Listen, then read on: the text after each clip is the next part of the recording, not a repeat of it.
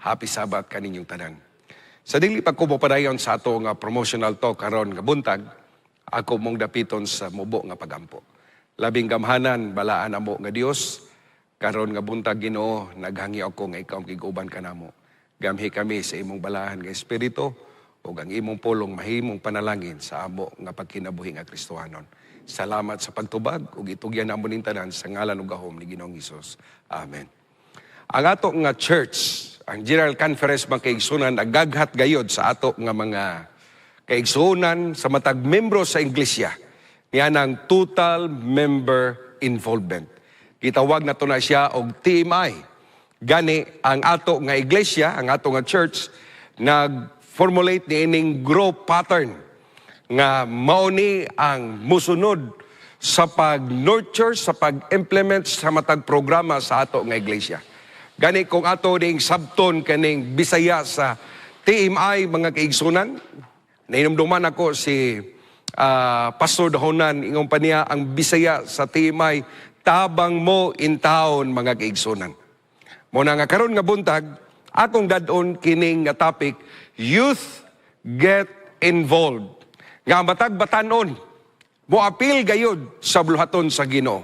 O akong ikalipay mga kaigsunan sa pagbalo kaninyo, nga karon nga tuig, gikan niadtong April, nga mao gayod ang ato nga evangelistic campaign sa ato ang nga mga batanon, taman karon nga bulan mga kaigsunan nga medyo mao ni ang pinaka-busy nato nga schedule para sa ato nga mga batanon. Ikalipay nako sa pagbabalo kaninyo, nga ato nga mga batanon, grabe kayo nga ming apil sa ato nga bulhaton, labi na sa pagdaog ug hamiling kalag.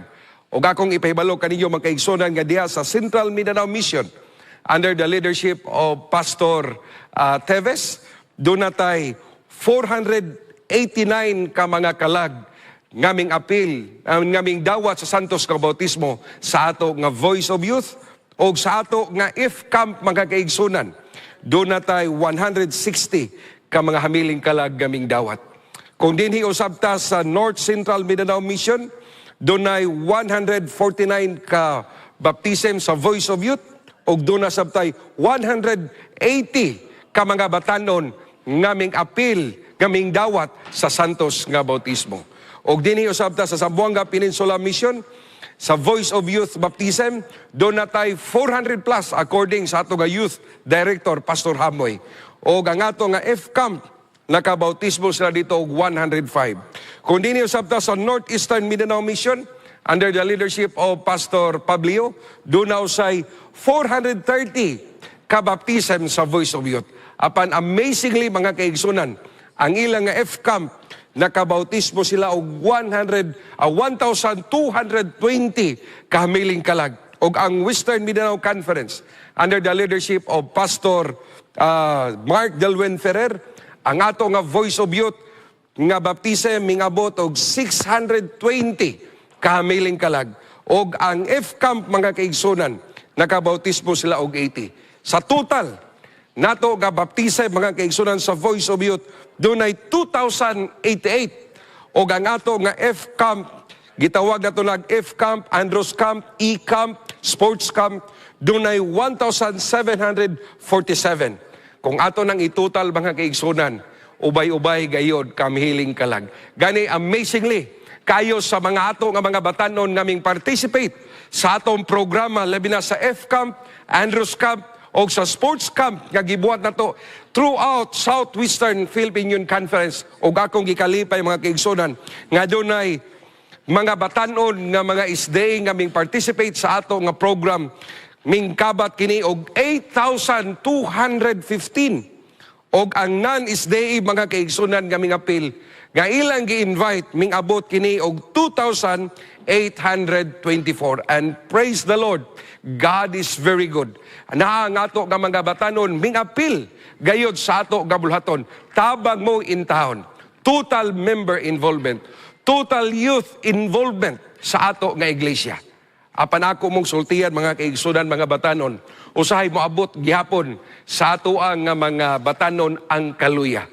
Moabot usay sa ato mga kabatanon ang mga kabalaka. Muna nga nalipay ko nga karon nga Sabado, Ani ang ato nga mga youth leaders, ang ato nga mga youth directors sa matag mission o sa mga conferences, kauban sa ato nga mga youth coordinators. Nagkahiusa kami karon nga Sabado taman ugma aron sa pagplano sa ato nga mga programa nga nabilin nining ato nga tuig o sa sunod nga tuig mga batanon aron kita mahibalo kung unsa man ang ato nga pagabuhaton. Gani mga batanon, sa diha nga akong gitun-an mga kaigsunan, dunay mga rason. Reasons for being tired and weary. Ngano man nga moabot man gyud ang panahon sa ato nga mga batanon nga maluya sila. Dili lang tingali sa mga batanon. Labi na po sa ato nga mga kaigsunan, mga ginikanan sa matag iglesia. Ngano moabot ang panahon nga maluya ta, mabalaka ta, usahay moabot ang panahon nga di na taganahan mubuhat sa bulaton sa Ginoo. Di na taganahan moapil sa bulaton sa Ginoo. Dunay mga rason nga akong nakita. Una, kaning tired and weary of doing nothing. Kuya po kay igsono nga, ikapoy ka, gilaay ka, nga wa kay gibuhat. No, doing nothing. Unsa pagyud mga kaigsunan? Tired and weary of overwork. Nasubrahan sa trabaho.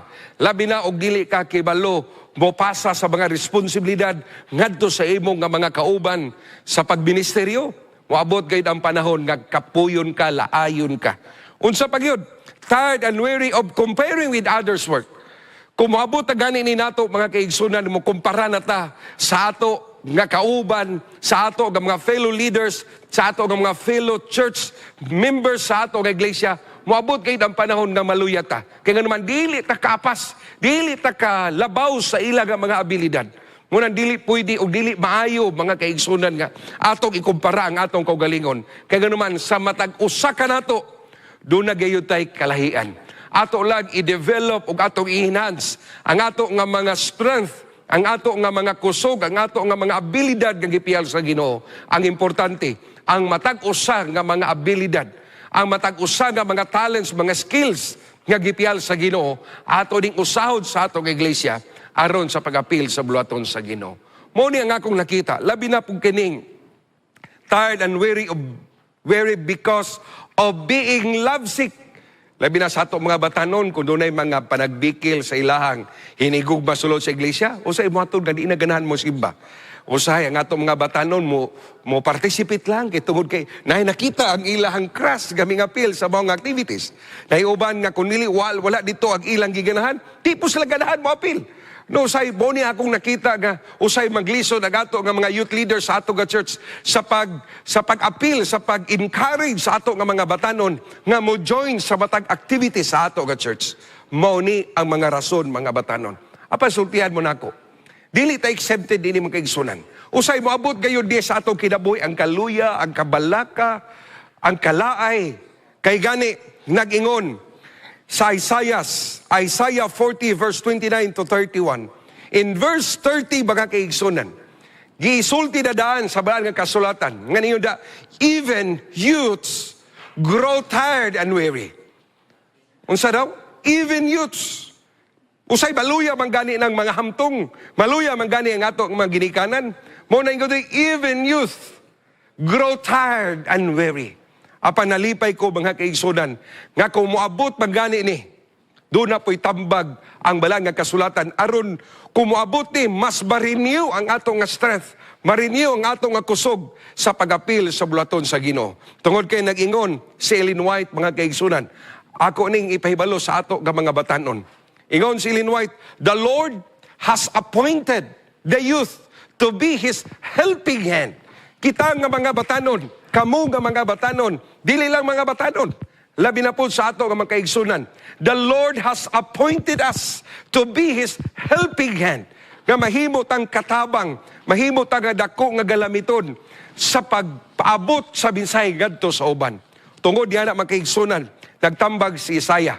Diha sa Isaiah 40 verse 31, nga kung moabot man ang panahon nga kita ma-weary, ma-tired sa ato nga bulhaton. Nag-ingon sa Isaiah 40 verse 31, but those who hope in the Lord will renew their strength. So kung moabot ang kalaay, moabot ang kakapoy, iyon diha atong isandig ang atong paglaom diha sa Ginoo og ma-renew sa matag panahon nga atong tutukan og atong tan-awon ang ato nga buhi nga Dios. Those who hope in the Lord will renew strength. Kaysa diya nga ma-renew nato mga kaigsunan, nag-ingon sa verse 29, He gives strength to the weary and increase the power of the weak. So pagkanindot kayo nga, kung maabot ang panahon nga maluya ta, o ma-renew ang atong nga strength, diha sa Ginoo mga kaigsunan. Nag-ingon din ang atong nga pagtuon sa Isaiah 40 verse 31. But those who hope in the Lord will renew their strength. O sa diya nga ma-renew ang atong nga strength, nag-ingon ang the following verse mga kaigsunan, they will soar on wings like eagles. Wow, pagkanindot kayo. Imbis ka maluya ta, bapariha ta sa agila, sa ilang nga pako. No? Soar high like eagles, mga kaigsunan.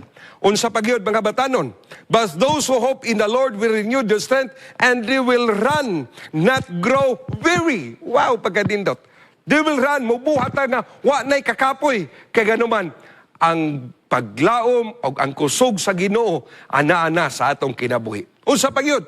But those who hope in the Lord will renew their strength and they will walk and not be fainted. Dili na ta maluya, di na ta makuyapan, kundi magapadayon ta. Bisag unsa pa nga mga challenges, mga trials nga maabot sa atong kinabuhi, mga batanon, mga kaigsunan, magapadayon yun ta kay every day sa atong kinabuhi, gina-renew nato ang atong nga strength diha sa Ginoo o muni maghatag kantong kusog kaligon sa pagpadayon sa bulaton sa Ginoo. Muna nag-ingon si Ellen White, siya nga tambag. Ingon siya, let us not be weary in well-doing, for in due season we shall reap if we faint not. Ato yung maani mga kaigsunan, kundi lang ta maluya sa ato nga pagpangalagad. Ingon din it is so easy for us to get tired doing good when we are not looking to Jesus Christ. Moabot na gani ang panahon nga dili ta makatanaw, makakita, di na to itutok ang atong unhona diha sa Ginoo, moabot gayod ang kaluya. Dali rata maluya mga kaigsunan. Muna nag-ingon siya dinhi, we like to have little intermission because constant doing good seems too much of a strain. But that is only when we have not fully learned the joy of the Lord, which is the strength that enable us to keep from getting weary. Ug tungod dinhi mga kaigsunan, mga batanon, si Ellen White dunaw say bugat kay nga statement alang sa batag usa kanato. Nag-ingon siya dinhi, with such an army of workers as our youth, rightly trained, might furnace how soon the message of a crucified, risen, and soon coming Savior might be carried to the whole world. Pagkadindot kayo.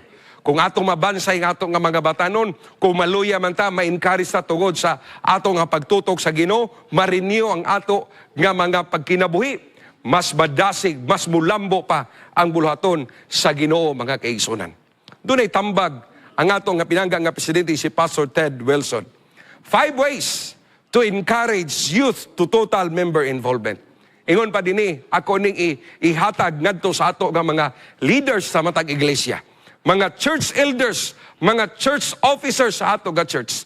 Ingon ang ato nga pilangga nga presidente, 5 ways to encourage youth to total member involvement. First, encourage youth to develop a personal relationship with Jesus through daily time in the Word, time in prayer, and through active witnessing and evangelism. Og dalipay ko, as your youth servant dinhi sa Southwestern, nga ngato nga mga batanon, atong gi-involve og atong gisuportaran, labi na sa pagdaog og hamiling kalag. Ikaduha, encourage youth to be creative as they seek to follow biblical principles by finding ways to be part of total member involvement. Ikatulo, while we mentor our young people, do not try to control them too tightly or hold them back from moving forward with producing good biblical fruit. Ikaapat, look for active ways to encourage youth in their many different endeavors and to be involved and lead out. So mao ni ang tambag ug ang katapusan mga kaigsunan. Kagitambag sa ato nga presidente sa church, sa General Conference. Finally, ingon siya, pray with youth. Pray with youth. Ako gi-encourage sa gato nga mga church leaders, mga elders sa church, usay, dali ra ta kakita sa sayop sa atong mga batanon, apan nga akong pangutana, inyo ba silang giampuan? Inyo ba silang gitawag o inyo silang giampuan? Nag-ingon siya dinhi, finally, pray with youth.